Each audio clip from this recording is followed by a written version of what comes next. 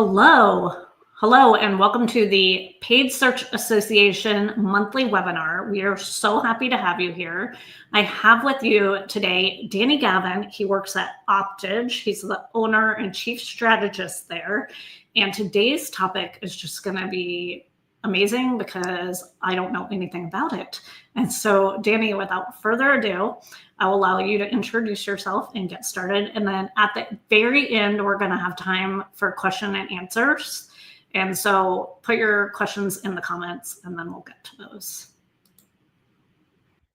Lovely. Well, Sarah, thank you for having me and for the Paid Search Association. It's always lovely to hang out with you, and I'm very passionate about this topic, so it's a real pleasure and honor to present it today. All right, so let's dive right in. So just a little bit about me first. I'm the founder of Optidge. I've been an adjunct professor at the University of Houston for 10 years, teaching graduate level digital marketing courses. I love it. Overall, I've had 15 years of professional experience in digital marketing, starting in around 2010. I love guitar. I'm a husband and father of 6, which is crazy, 4 boys and 2 girls. I got lucky on the last 2. That's my LinkedIn. And those are the 3 organizations I'm part of. Optidge, which is my agency. Odoo Academy is an online academy where I teach fundamental digital marketing. And then our podcast called The Digital Marketing Mentor. So let's jump right in. Why are we talking about HubSpot today? Well, it's really important for lead generation PPC. So as we know, when it comes to paid search, usually you can divide things into 2 different topics, lead gen versus e-commerce. And today we're going to be primarily focusing on lead gen. And why is this? So most marketers, most PPCers, and I don't want to say all, but there's a lot of them who track leads, right? They measure when they send traffic to a site, they measure form fills, downloads, signups. They celebrate when the lead volume goes up, but leads don't pay the bills. The best PPCers are the ones that track customers and revenue.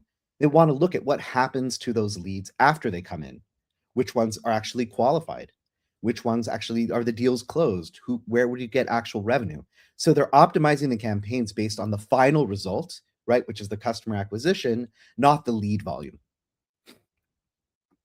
So why is this so difficult? Why can't everyone just do it? Because at first glance, when you've got multiple different systems, you're really flying blind in an attribution black hole. You've got your Google Ads on one end, when you're asking questions, which keywords are actually driving the actual sales? Are we spending money on the wrong campaigns?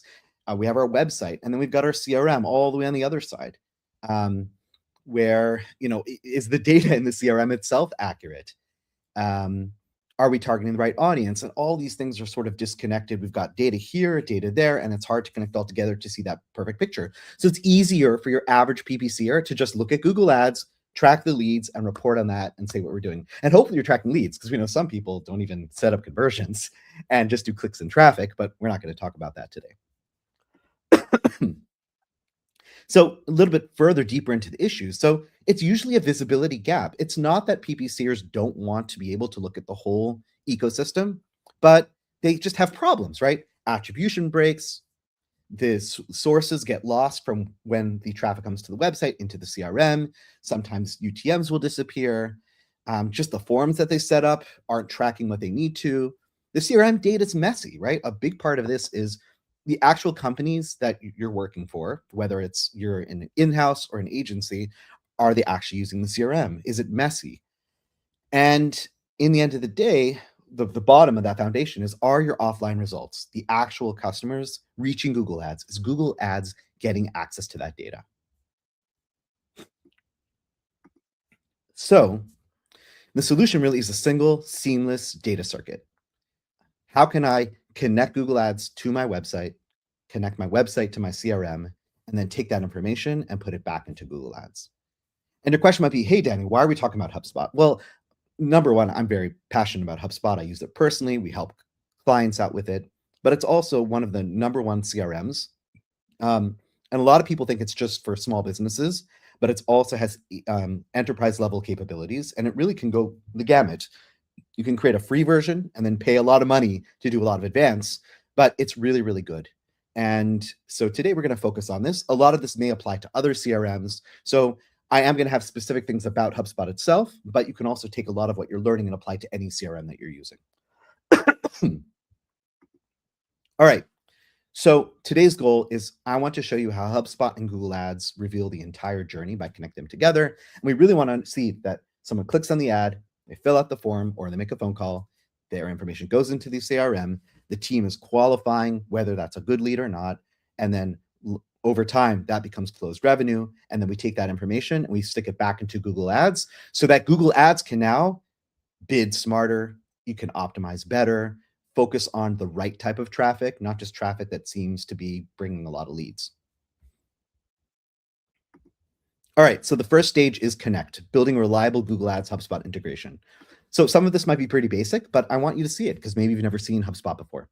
So I'm in HubSpot. On the left-hand side, you've got an area called marketing, and in there you can see there's a section called ads. This is where you would hit get started with ads. At this point, you can connect your ad account. So today we're going to be focusing on Google Ads, but technically you can connect your Facebook ads and your LinkedIn ads as well. You would click on Google Ads and then connect the account. Once you connect it together, what this really allows you to see is pretty cool, right? You get to see all your different campaigns inside, and then obviously it's pulling the platform data, impressions, clicks, but then you're seeing the data on the HubSpot side. How many contacts were created from this campaign? In this client, an agent is like a customer. They call them an agent. So you can see, wow, that we had 7 agents that actually final customers that came along. You could see your cost per contact. If you have a revenue number available, you could have that as well. But it's basically like looking into your Google Ads dashboard, but now having your customer data in it as well. And then you've got some like nice high level metrics here, impressions to clicks to contacts to deals and how much you spend. So we're going to spend a little bit more time on this dashboard and see how it works. It definitely has limitations. It's not the best thing in the world, but it just gives you an idea of once you connect your 2 platforms, this is what this is the possibility that you have.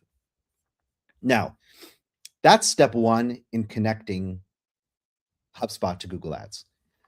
Now, when you connect, what actually happens is then HubSpot will automatically add special tracking code, UTM parameters, inside your Google Ads account into the tracking template. And I'm going to show you what that is.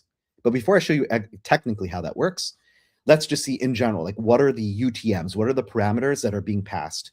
So the parameters that HubSpot is automatically going to add to your Google Ads account are your basic UTMs that we're all familiar with, source, medium, campaign, term. And then there's like these special HubSpot parameters that are taking the data from the Google Ads account, but then putting it into their own area. So for example, this would be your HubSpot account ID, but your campaign ID, the ad set ID, the ad ID, things like that. Now, I think all my really close PPC friends, you're going to be like, oh my gosh, Danny, why the heck does it say AdWords? Wasn't that dead like 15 years ago? Yes, it was. I do not know why by default HubSpot still uses AdWords as the source, but you can go in and update it and change it. So don't worry. It wasn't me putting AdWords. So what happens now is when you connect it to accounts, it automatically adds this tracking template. So I don't know how many of you are familiar, but if you can add tracking templates at the campaign, ad group, and even I think keyword level, and it will automatically add it at the account level. All those UTMs that you saw before will show up here. And the way it works is there's the LP URL, which basically says that this is the destination URL where your ad is going. And then we have all of the parameters at the end. And that's it. That's really what it is. Now, this can get a little bit complicated when you have other parameters already in there. And I'm just going to show you an example of kind of how to deal with it. So this is the basic way. Then an alternative would be that instead of using the tracking template, you could use the final URL suffix and put all your parameters there. At that point, you would take away that little LP URL at the top and you would just have the parameters. And remember, parameters string together with an ampersand sign. And the reason why I would do this is sometimes we're using third-party tools. Like here at Optidge, we use ClickSees, which is a special software that helps us block bot traffic on our Google Ads accounts. So for ClickSees to work, it basically when someone clicks on the ad, it takes them to ClickSees first, really, really quickly, instantaneously, and then redirects them to the actual destination URL. In order for this to work, you have to put ClickSees tracking template in there, and you can see that it's a separate URL. So now what do you do with your HubSpot parameters and your regular Google UTM and parameters, you would then just come along and put them into the final URL suffix. So this is just important to understand. Sometimes when you just connect HubSpot, you might have stuff that's already in here, and you might have to go in and update it so that it actually is set up correctly. Now, when you set up HubSpot to Google Ads, and both connecting it and then also with the tracking template, so this is what you actually get to see in the account, which is really cool. So what we're looking at right now is the ad activity on a contact record. So I can see that this happens to be a new contact. This contact was created from paid search from this campaign. It's giving the campaign ID. Right away, it's giving your ad activity. Oh, it tells me who the campaign is, the ad account, the ad group, and the keyword. It happens to be here that they clicked on a branded campaign twice, and then they did a form submission. So you can actually see in a simplistic way, what was the ad that they interacted with, the data that's there, and then did they actually complete the step that you wanted to? And this would happen based on the setup that we just did before. Now, the other part of the setup, once you've got Google Ads and HubSpot connected, is the people who work at the company actually have to use the CRM, or else this is not going to work. So what does that practically mean? Is that when a lead comes in, we actually have to move it from stage to stage when something happens. So what we're looking at right now is the left-hand view on a contact record in HubSpot. And here, this is called the life cycle, which is editable.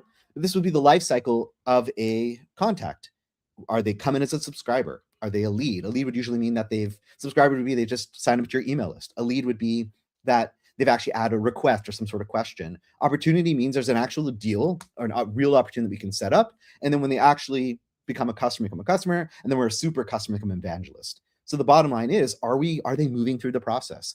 And you can see on top there, we also have a qualification dropdown. That's not out of the box. That's something we'll usually add because we want to make sure that the people who are dealing with the leads, are they letting us know, is this a qualified lead or is it an unqualified lead? And that's also important because sometimes sales cycles are really, really long. And therefore, if I can optimize not just on how many leads, but on qualified leads, that can at least get me closer to that actual true goal of getting the right people through my Google Ads account. So that was on the contact record. Now let's look at the deal object. So the deal object is you have like your contact record, and then when a new opportunity occurs, someone wants to do paid media with Optidge. So I go ahead and I create a new deal connected to that contact record. And you can see deals have their own sort of stages. Is it a qualified lead? Do they sign the NDA? Financial assessment, on-site assessment. So this isn't for my agency, but it's for one of our clients. Proposal delivered, contract signed, and then they have a closed law. So once again, are they creating those deals? Are they moving it from stage to stage? And why is this so important? Because as they move things to different stages, as they're changing, we can then send that data back to Google Ads, which is really cool. We're going to talk about that later in the chat. But we will only be able to measure the effectiveness of our ads if these things are actually being done. Another thing to point out is, people might be having their deals or their opportunities in HubSpot, but they're forgetting to put the amount, like what's the value of that deal? And that is important, right? If I can actually know what the actual value of that deal is instead of like a random arbitrary number, then I can pump that information back in, really understand what my true ROI is on Google Ads. Because typically with e-commerce, it's really easy. If I buy something and the cost of that item is $100, and when we spent $50 on the ads, $100, right? It's a 2 times return on ad spend. With lead generation, it's a little bit harder. But here, if I actually put the amount, what's the amount of that deal, I can make it just like an e-commerce purchase and send that information back. So what connecting the dots really means when we're sticking it all together, keyword and ad data is inside HubSpot. I can see that information inside HubSpot. We've got clean and consistent UTMs. The CRM is ready to track. People are using the CRM, using the right way, it's clean, and therefore it allows me to look at a complete journey visibility of what's going on, right? So the bottom line is if the data doesn't enter HubSpot cleanly or it's not being measured in HubSpot, then I can't move it over, and we need to get this foundation right, and then everything else will become a lot easier. So now let's move to the capture stage. Capture is designing forms that capture intelligence, not just emails. So why am I spending time on this? Is because a big part of lead gen is that initial form. So I could have Google Ads connected to my HubSpot, But now I need to connect my website to HubSpot, right? That's that middle point. Google Ads is sending traffic to my website or to a landing page, and then that landing page is sending traffic to a, right? And once I get that information, it goes into HubSpot. So this form component is really important because that's going to capture. And so when it comes to connecting forms to HubSpot, there's a lot of different considerations. And that's why I wanted to spend a little bit of time going into the details. And I know we're very technical today, and many PPCers may not know about the technicality. So even if you don't do it yourself, I think it's important to understand what are the possibilities out there so that if you do work with a partner who will help you on the tech side, you can lead them in the right direction and maybe tell them the things that they don't even know. All right. So the first thing, before we get into like which form to use, in general, it's important that we design forms that qualify leads, right? So you have to think about, is the design of the form nice? Do we have the right amount of fields? Often in a B2B scenario, people want to put like 20, 30 fields. But the question is, can we make this form shorter? Can we get the information that we need, the most important information? And then afterwards, maybe we can follow up and get more info. Just keep in mind that we talk a lot about optimizing landing pages, but there's also this concept of the form itself, optimizing that form and making sure that it will do it's designed correctly, it gets us what we need, and it's not going to be a hindrance for people to contacting us. Now, I know we're talking about forms. Today, we're not going to be talking about phone call tracking, but that's a separate concept. And just a side note, phone call tracking does work with HubSpot, and your phone calls can go into HubSpot, and then that data could then be sent back to Google Ads as well. All right. So not all form solutions are created equal. When someone is using HubSpot, there are 4 ways that you can create a form and get that information back into HubSpot. We're going to talk about all 4. We're going to talk about the pros and cons. There is no perfect scenario, but it's important to know what the pros and cons are, and therefore you can make the best decision for what you do. What we're going to be covering are the native HubSpot forms, CMS forms, like a Gravity form, which we'll talk about, using a Zapier or a third-party capture tool, meaning you're using whatever form you are, but then using sort of a middleware to connect that form to HubSpot. Or HubSpot has this really cool thing called a form listener, where you just turn it on and it automatically captures your forms automatically, which is pretty cool, using JavaScript. Okay, let's get into all 4.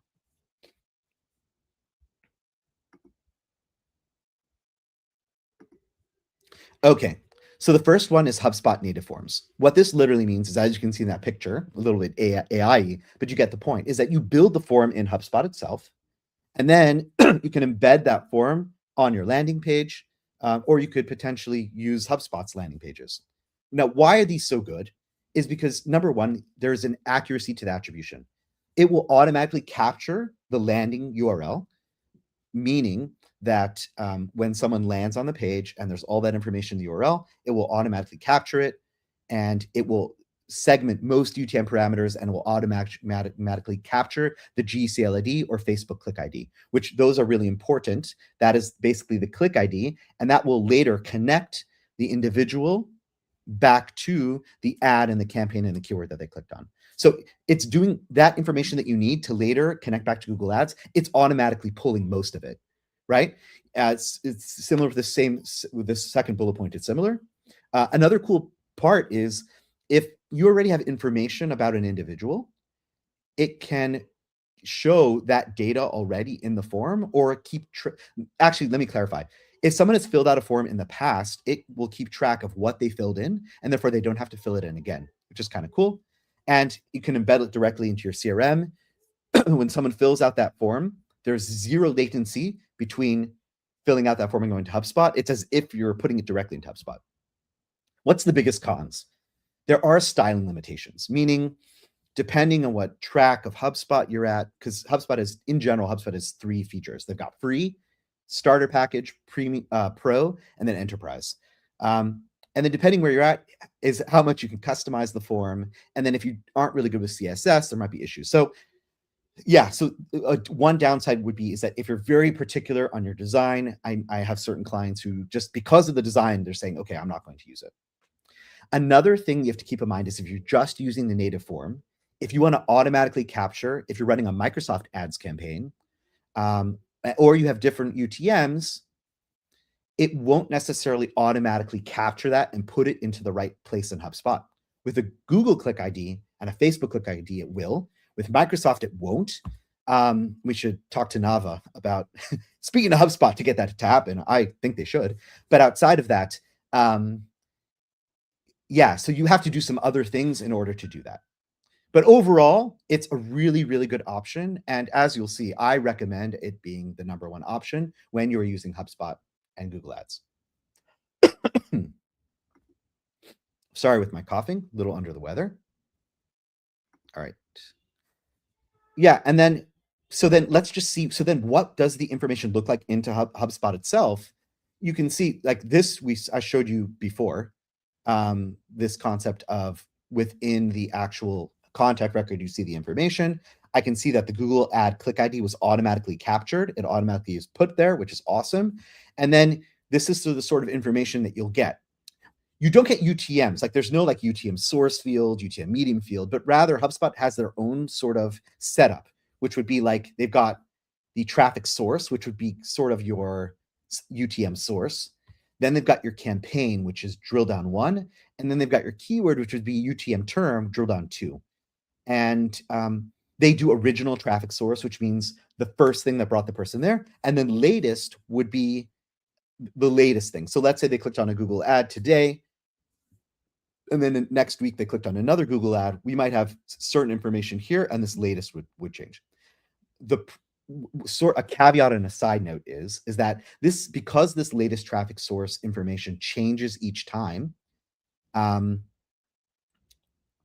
there are some limitations with the tracking. So we're not going to get into it, but there's custom ways to set up that any sort of latest traffic info, you could create a separate object in HubSpot and save that data. That's really more of an advanced perspective, but in a simplistic way, as soon as a Google ad, someone clicks on a Google ad, it's going to capture that Google ad click ID, and it's going to have this information, and then you're able to use that. All right, now let's get into the second option. So Gravity Forms. Why do I talk about Gravity Forms? There's a lot of people, most websites are Shopify or WordPress. Obviously, there's other ones, but in WordPress, I highly suggest Gravity Forms. It's a really good form builder, and it's really flexible. So what you would do is you would build your forms using Gravity Forms, and in Gravity Forms itself, there's a special add-on that says HubSpot, so that you can connect anytime someone fills in a Gravity form, that information automatically gets pushed into HubSpot using their like HubSpot API add-on. So this would be a good setup if you have a HubSpot scenario, but let's see what the pros and the cons are. Once again, attribution accuracy is cool because Gravity Forms allows you to automatically grab the UTMs and to stick them into hidden fields on your form. It gives you a lot of design control. It's very developer friendly, and it allows your great UX on CMS sites. The cons are you may need to manually set up the capture of your Google Click ID, possibly. The biggest issue is this #2, is that it only allows you to map fields to a contact record inside of HubSpot. Now, if that's all you need to do, then you're fine. But let's say you needed to map some of these fields to a deal record or to some sort of custom object that you have. Or imagine you had a custom object in HubSpot called the meetings record, and you wanted the information to go into, you can't do it. It's kind of annoying. It only lets you do contacts. Obviously, you have to manually go in and match the Gravity Form field to the field in HubSpot. And if you don't have the field in HubSpot, you need to create it and then match those together. And I have seen scenarios where when the Gravity Form is pushing the data into HubSpot, sometimes there could be an API issue and the lead doesn't go in. So in these scenarios, what we kind of set up is that an email notification from Gravity Forms goes out to the to the sales team, and therefore they have an extra eye on it, and they can double check that, okay, I've got a form here, but I don't see it in HubSpot. So it's kind of annoying, I know, but I would say that uptime where it's working is usually 99% of the time, or let's say 98, 97, but there are some times that things go through and you just have to be aware with that.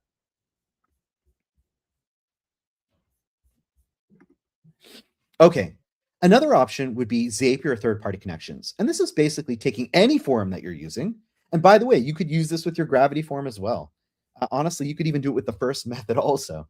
But what is Zapier or third-party connectors, and these are becoming really popular, especially with AI workflows and automations, is it connects one platform to the next. So in this case, it would connect a Gravity form to HubSpot, right? So it works with any form, and it's really good for legacy systems. If you can't change your form and you're stuck with what you need to, using sort of this middleware is a really great way to connect the two.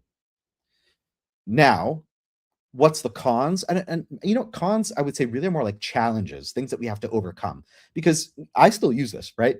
But things you have to keep in mind is, so to capture the UTMs and the GCLID data points, the parameters from the URL, when a person lands on your landing page or on your site, you need to do some extra work. You've got to take some JavaScript using ideally, using Tag Manager to capture that information. And then you need to add some hidden form fields into your actual form and make sure that it injects that data into the form. And then that information will then get into HubSpot, right?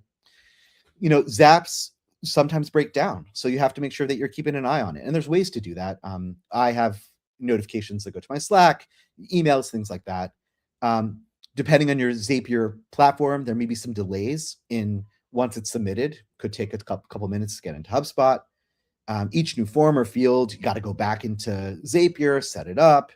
And the biggest issue is, let's say someone clicked on a Google ad, came to the landing page and uses some third-party form, and then I set up Zapier. The source inside HubSpot by default would say offline source, because HubSpot is looking at it as an offline source, meaning it's coming from Zapier. You need to make sure that you set up that I pass the information and actually tell HubSpot, no, this is not an offline source. It's actually a paid search lead, and that's what the source is. But if you don't think about that, you don't set up correctly, you could end up with that sort of data. All right. The final one is HubSpot Form Listener. So this is really cool. With all of these solutions, when you set up HubSpot, you need to put a little bit of tracking code on every single page, which most of you are familiar when you're setting up Google Analytics or your Google Ads tag or any sort of other tag. When you add that HubSpot tracking code to your website, you can turn on this form listener. And basically what it does is it looks on the website, every single page, and if there's a form on it, it's automatically going to capture that data, which is really, really cool, right? So for e-commerce sites, you can see people who sign into their account, right? For people fill in a questionnaire or anything like that. Doesn't require any dev work, and it automatically detects submissions. The problem is it's not 100% reliable. It can miss certain submissions on complex or JavaScript heavy forms, or if cookies are blocked. And then once it automatically picks up the form, all it does is then brings it into HubSpot in sort of like a no man's land. You still need to create the fields on your records to match up with the fields of the forms. So there is some labor that's required in order to set that up. But man, it's pretty cool. It's a pretty cool backup. It's a pretty cool thing. And a lot of people use it, right? Like the fact that it may miss submissions for some people, it's okay. But know that it's an option there, and it's something you could use. So I know I spent a lot of time on this, but I think it's important because this is the key, man. In lead gen, and you're using HubSpot, you need to make sure that your form to HubSpot connection is sound. And therefore, in a best scenario, I suggest using native HubSpot forms. The good scenario is you can use a CMS form like Zapier, like Gravity forms if you have WordPress, or a Zapier connector. The last resort would be the form listener, and that's how I would approach it. All right, initially when I pitched this talk, I had 3 stages, but I added in one this week called Comprehend, because before we actually send the data back into Google Ads, we need to decode which campaigns are actually closing deals, be able to analyze that. So let's quickly look, how do we analyze the data within HubSpot itself?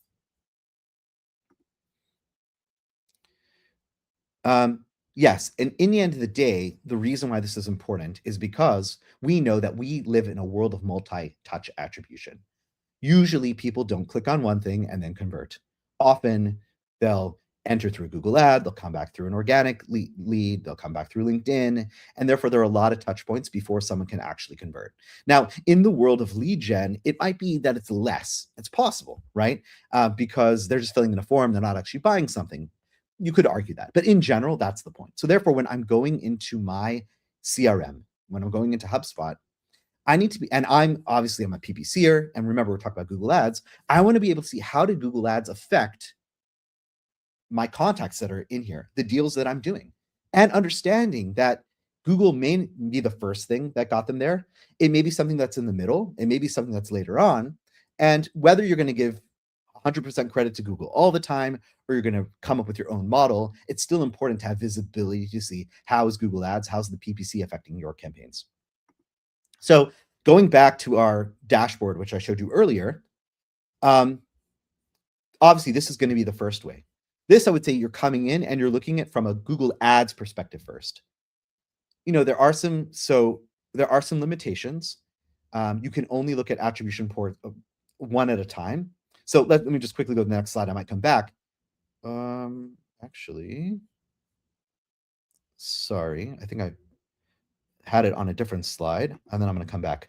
But here, so this dashboard that you have, you can look in a couple perspectives. You can look at the first ad interaction. So that would be, when was Google Ads the first thing that got them there? The last thing before they became a contact. Re-engagement means once they already became a contact, they already filled out a form, did they interact with Google Ads afterwards, right?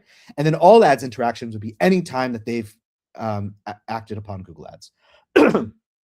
So this is really good.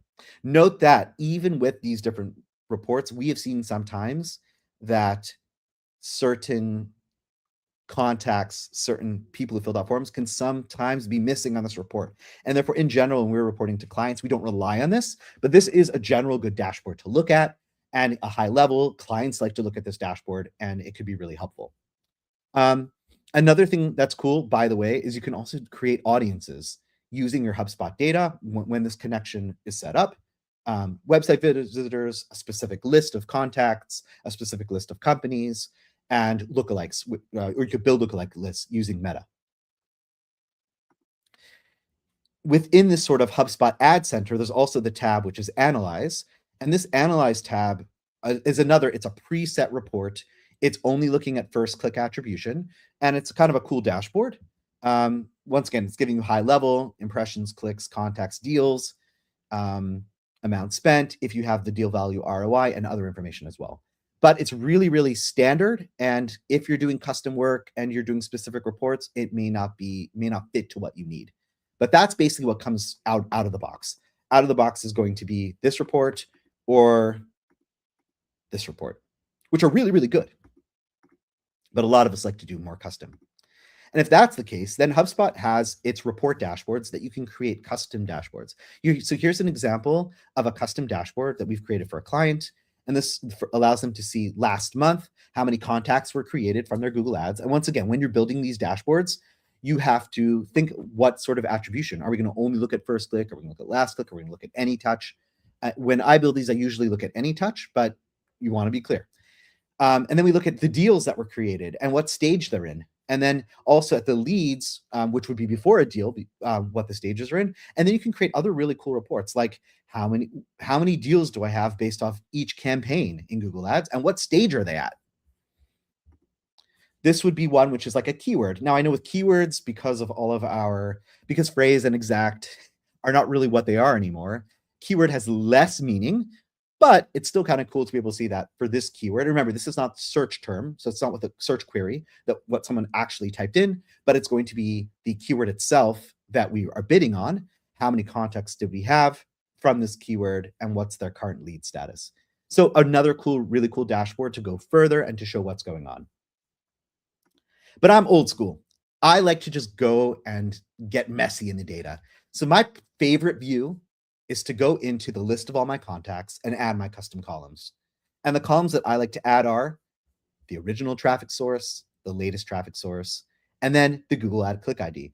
If you're doing Facebook or Microsoft, obviously you want to have those as well.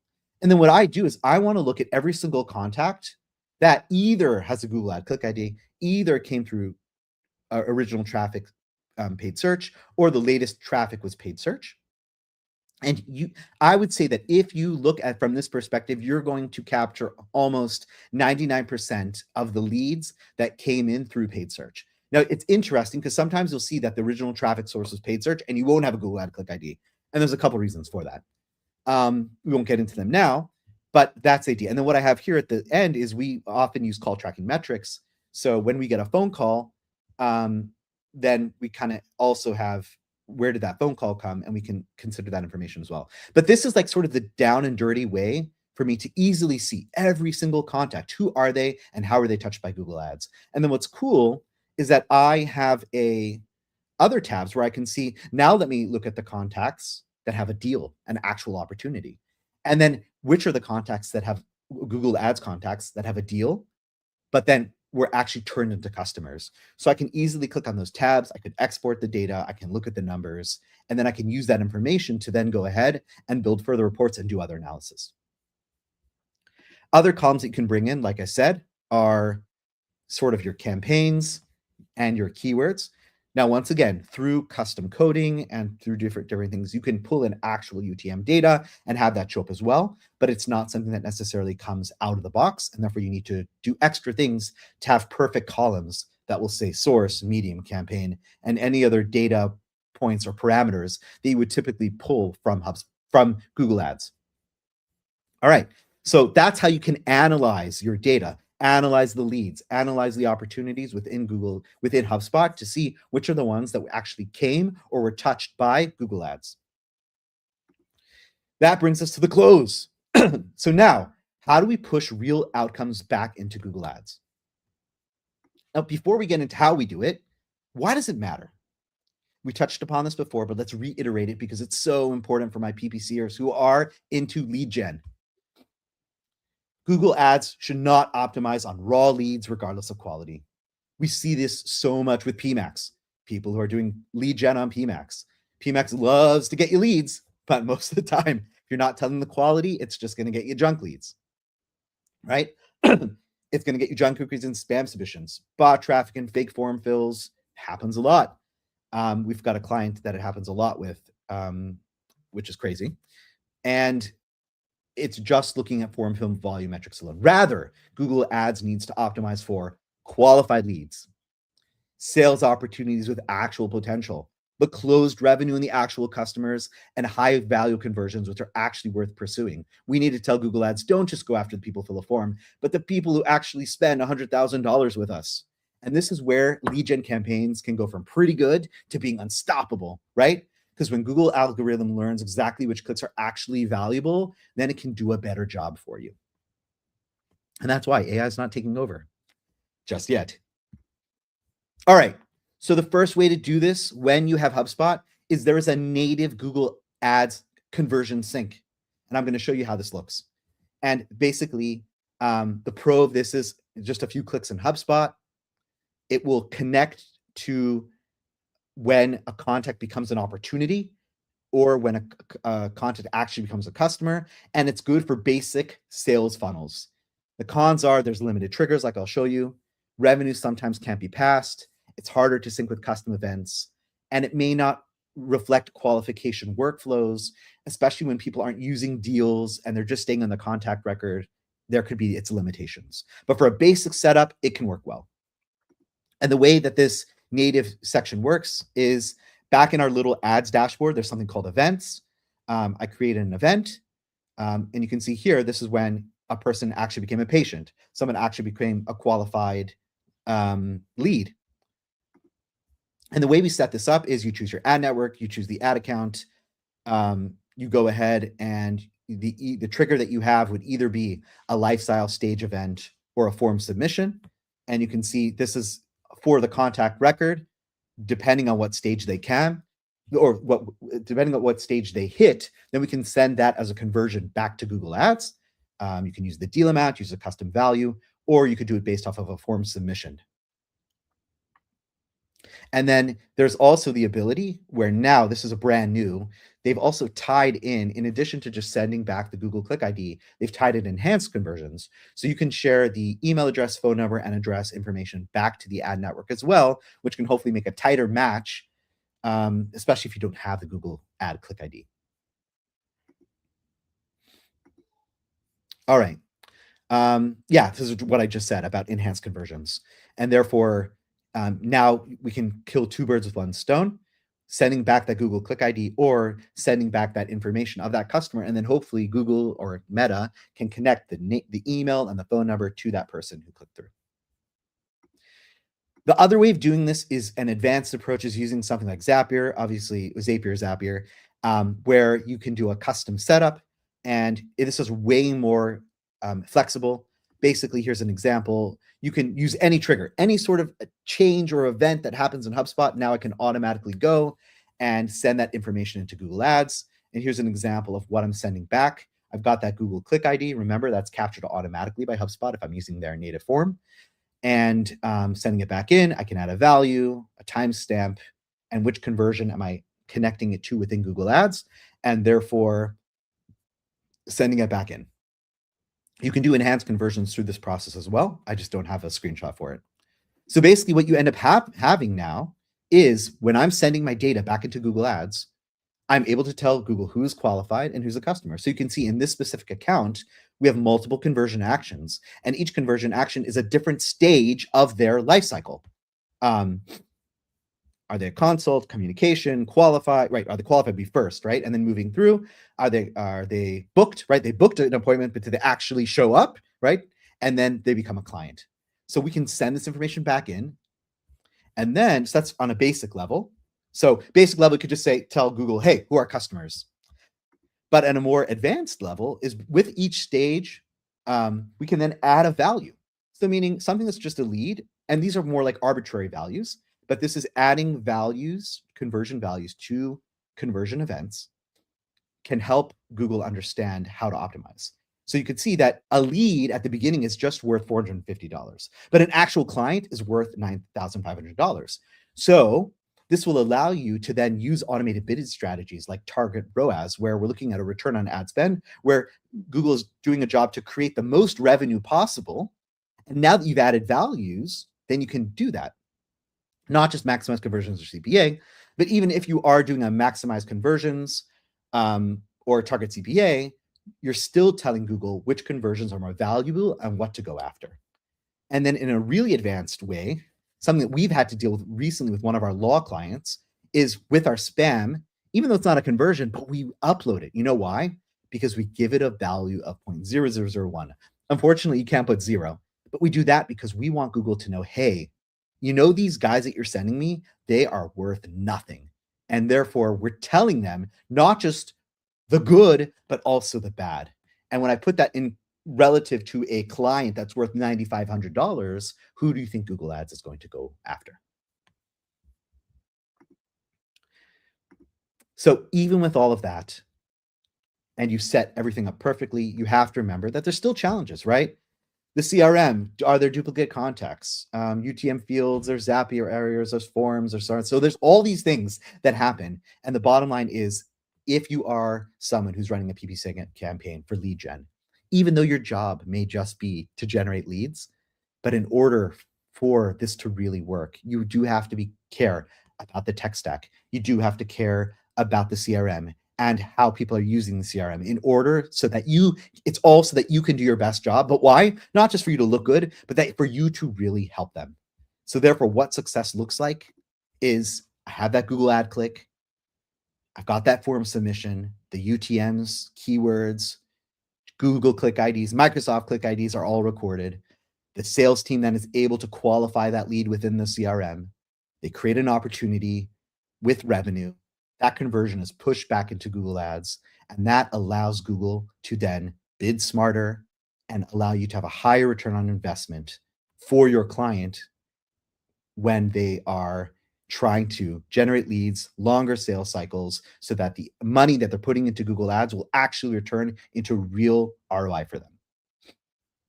I know that was a lot, but I hope that gave you an insight into the back end side of lead gen PPC.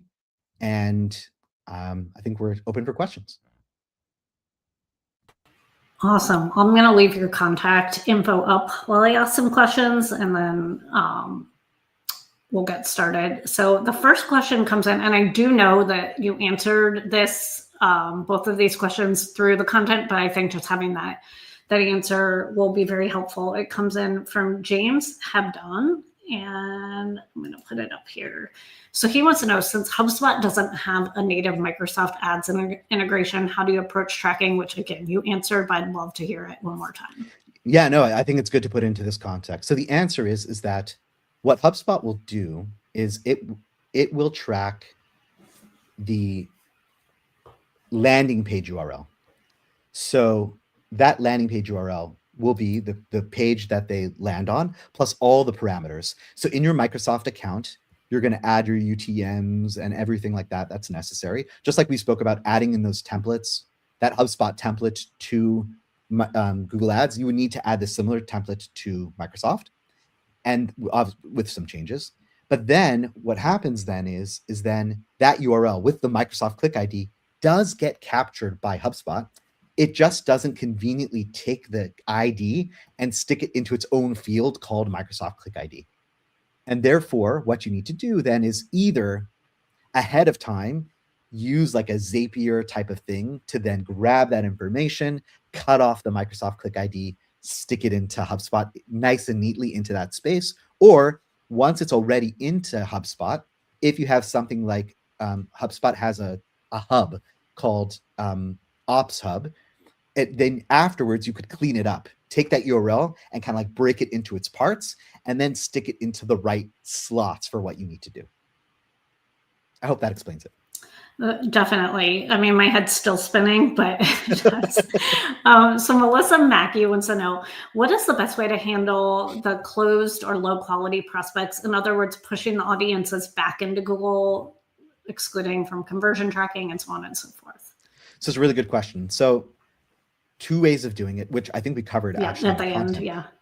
Right. But so the first one would be that obviously it's really important to push the high quality, whether it's the qualified leads, whether it's people who are somewhere along that sales cycle, or that they're actually customers. So if I'm able to send that information back to Google and then add a value to them, even if whether it's the actual value or arbitrary value that makes it worth more than a lower action, Google is going to hopefully naturally say, okay, we want to get more of these things. But something that we are trying right now to see if it can help, where we're getting a lot of spam is, and that's because we're doing PMAX demand gen type things, which is going to bring that in.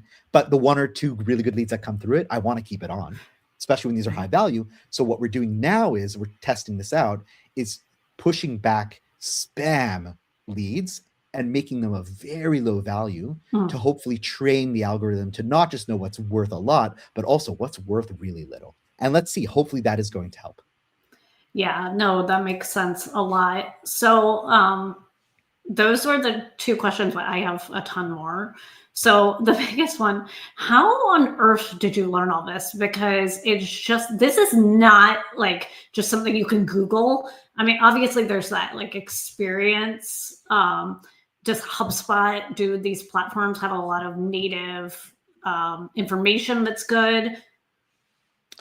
So it's really good. So I would say one of my mentors, especially when I first learned PPC in 2009, and my mentors at that time they ran the PPC program at blinds.com, which eventually sold to Home Depot. And that's kind of where I got my first footing. And so the head of ads at that time was a man called Abraham Israel, and his sidekick was Caroline Wang, and she was really good. Actually learned SEO from her, which is kind of funny. And the bottom line was that Avrami was always, or Abraham, he was one who really opened up my eyes to the idea of, even early those days, of how do we combine that end quality back to it. And therefore, the need for that just started to increase. So the more clients that we had in the lead generation space, we realized that we have to come up with these systems. So what we actually did, Sarah, was in the beginning, we were just using spreadsheets. And a lot of this that you're seeing through with HubSpot, we're using spreadsheets, and you can do a lot with spreadsheets, but spreadsheets get to a point where they're overwhelming. And therefore, ideally at a point, a company grows out of the spreadsheet and we need to go into a CRM. So a lot of this is trial and error experience. And sadly, if you just go to HubSpot itself, it's going to give you very basic information. So you might think, so like, for example, a good example would be, if we look back at the presentation, they'll be like, go to that ads dashboard that they have, But that ads dashboard, like I said, sometimes doesn't include all the ads. And therefore that concept of going to the list of contacts, adding some custom columns and adding, that is a very custom thing that I figured out. So it's really, with a lot of these things, it's experience, trial and error, and learning where it's at. So that brings me to sort of my other part of this question. So there's a lot of talk in Google Ads right now, right? Where they're sort of, I'm using my hands, this big was how much we could optimize, and it's becoming this big. But I'm feeling like the HubSpot and the clean data is becoming this big. If you had a certain number of hours, would you say that it's more advantageous at this point in time, if you had to choose, to optimize this back half or the Google Ads half? Ooh. Whatever. I see how you knew it would be hard for me. Yeah. So I'm gonna go a 50-50, right? Okay. In a world of PMAX and demand gen, correct, obviously there's ways to optimize those guys. Yeah. But it's not, there are levels of optimization that require less. Mm-hmm. So maybe in those worlds, maybe spending more time on the back half on that, the incremental changes that you will get, the ROI in your time spent will be more there. Yeah. However, when you're still some of these, legacy campaigns, which hopefully will never go away, but search campaigns where maybe there is more room to do more within the data itself. Mm-hmm.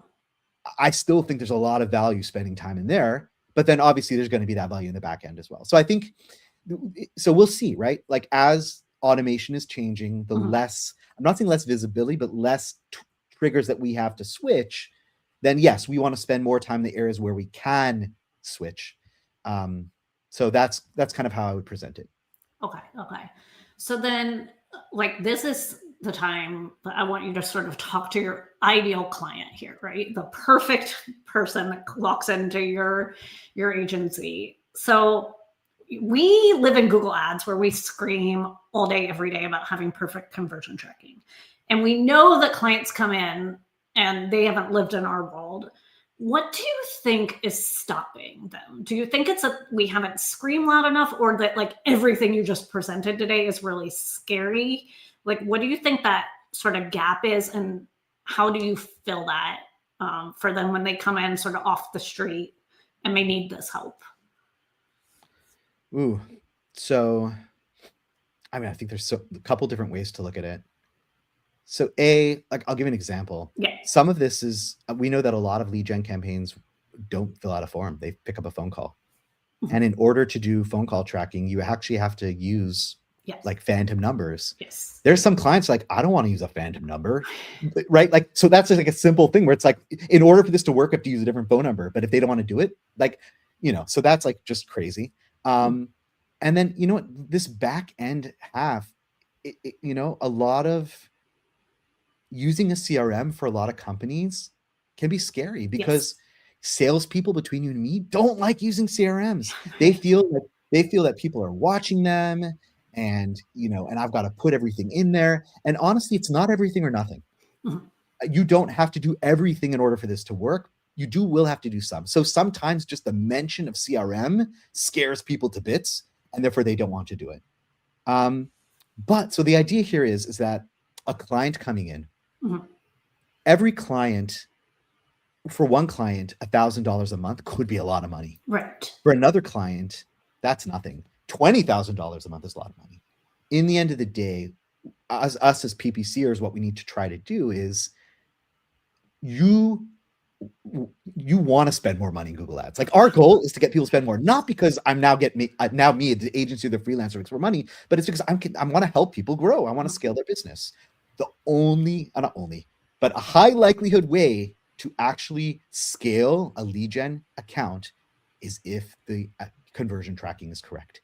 If it's not, it's going to be very, very difficult. You might as well say, at that point, I mean, don't, it's a hot take, but you might as well go do billboards on the freeway. Right.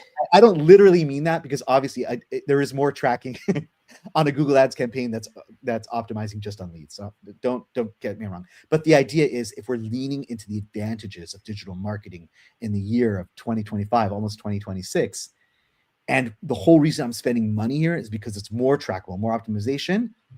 Sorry, man, there's this whole back end, starting from the pixel to the conversions, all the way through the customers that you're going to need to do. And if you want it to really to work.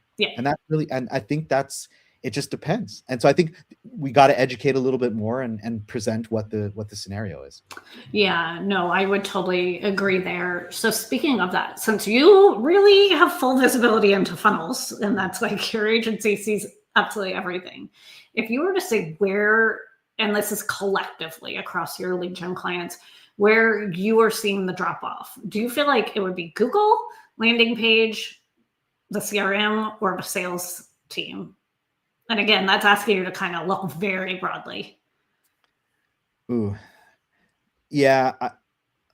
I think the answer is that there could be drop-offs in each area. Yeah, right, agreed. So it's difficult to say one area, but you know what's beautiful is, once again, Sarah, the people say, oh my God, the days of optimizing Google Ads are dead, right? What you just mentioned, 5 or 6 optimizations that I could do. 100%. And you've just recreated the whole perspective. So yeah, there might be areas that we can't optimize here, but there are ways that we can optimize. And therefore, each system is different, right? You may have a really good team that updates the CRM perfectly, but they decided to use the form listener because they don't want to do this, and because of that, they may not be getting every lead, or people do a really good job of marking a lead qualified or not. But once it's in sort of the actual deal opportunity stage, they forget to add the value. And once it's closed won, right? Like it just can vary. Yeah, which actually we have a comment here. It's not necessarily a question, but they agree with you. So John Denuzio says, echoing you, in my limited experience, the client, the way they use the CRM or doesn't is often the big hurdle. And you kind of just said that, right? Are they going back in and actually doing that follow-up? Now, with your agency, do you ever, or is it just client dependent, have that opportunity to come in and sort of assess with that? Is it where you're like, hey, I know it closed, I'll do it for you here? Typically not. Okay. But we are putting on the pressure. Okay. Whether it's a biweekly meeting or monthly meeting, letting them know, and we'll often send emails kind of like if they haven't updated things in a while. Like I was even on a sales call yesterday, we're setting something up, and I noticed that they didn't even respond to a lead. I'm like, hey, why didn't you respond to this yet? Like, oh, we didn't even realize because the filter we had blocked it out. So we're doing that type of stuff naturally because we're in there all the time, and we're being judged on it in the end of the day.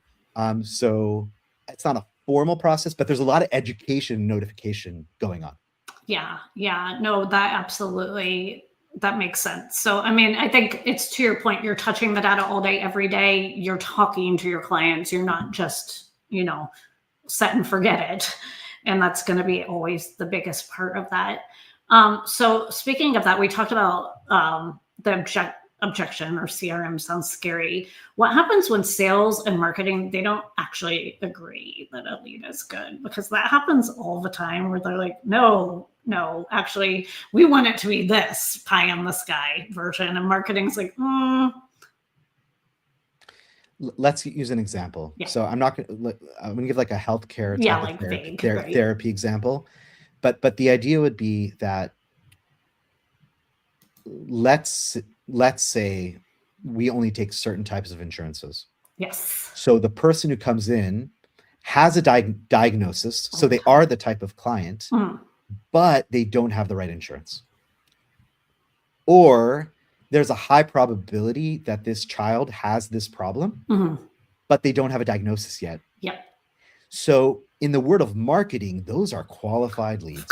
Yes. Pretty much. Now, the insurance one, you might be able to, but between you and me, how do I optimize on it? Do I need to make sure that I pin a headline that says, we only take this insurance, right? It's difficult. So, so I think the idea is we need to come to a common ground where there's a concept of qualified and not qualified. And let's be a little bit more favorable on the marketing side, because there's only certain things I could do to change that. Now, obviously on the landing page, I could change certain things, but still there's certain things I can do. So give me the benefit of the doubt, what's qualified, not qualified. And then, yes, once we get past that stage, then yes, what's an actual opportunity, right? There's a difference between a qualified, not qualified, and then an opportunity. Then the opportunity can be more along the sales guidelines. Yeah. And then let's use both those metrics to take an idea. How many qualified leads, how many opportunities, and then the truth is going to be somewhere in between for the PPCer to know, like, what am I generating, Yeah.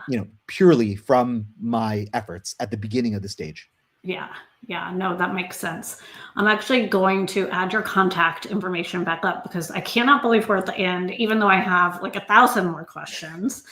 So my real hope is that you come back, that you do this again, and even join. We do a conference. So plug for that.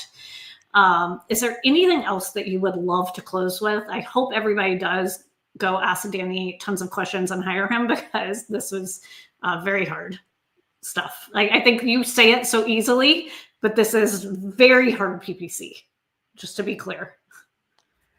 I would say two closing points. I feel very, very passionate about this, and that's why we've even niched down further. Our new sort of tagline is paid media plus CRM equals performance. Yeah. I feel really strongly that we are good at this and we do a great job. So 2026, you're going to see more of Optidge pushing down this lane. Yeah. And then number two, for those who don't know, I have a podcast called The Digital Marketing Mentor. Sarah's been a guest a couple times, and that's a different world. It's more about mentorship, but I find mentorship an important part of marketing, everything we do. So if you're interested, you can check that out as well on YouTube, Spotify, Apple Pod, and anywhere else you listen to your podcast. Awesome. Well, thanks so much. Thanks again. And yes, Mike said great info. He's a founding board member of Paid Search Association, and I cannot wait. And I will talk to you soon. Yes, Sarah. Thank you so much. Thanks. Bye. Bye. All right.